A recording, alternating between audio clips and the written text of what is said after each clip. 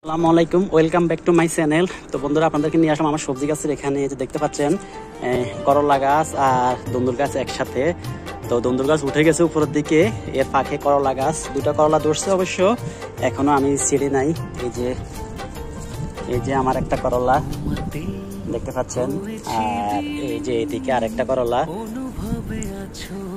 তো দন্দুর গাছ উঠতেছে, আর এদিকে আছে আমার মিষ্টি কুমড়া গাছ। এই যে এটা আমার গত বছরের গাছ। আসলে এই গত বছরের গাছটা মরে গেছে, পরে গোড়া থেকে এখন আবার কানা বাইরে, শাখা বাইরে, এই যে এখন বাইতেছে, অনেকটাই সুন্দরভাবে বাইতেছে।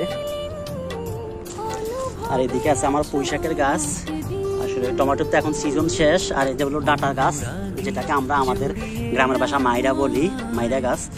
আর এটা পুঁই শাকের গাছ। এই যে এদিকে পুঁই শাকের গাছ আছে, এই যে পুদিনা পাতার গাছ।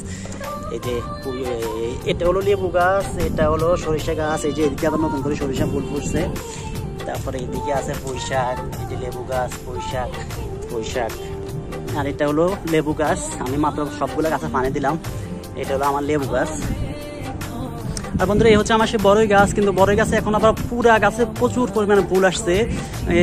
আমার মনে হয় এটা 12 মাসই বড়ই হবে, কারণ আপনার মাত্র কিছুদিন আগে বড় সিজন শেষ হয়েছে, প্রচুর পরিমাণে বড়ই ধরছে। কিন্তু বড় সিজন শেষ হওয়ার পরে এখন আবার পুরা গাছে প্রচুর পরিমাণে ফুল আসছে। ক্যামেরা হয়তো আপনারা দেখতে পাচ্ছেন না, এই যে দেখুন পুরা গাছে মানে প্রচুর পরিমাণে ফুল।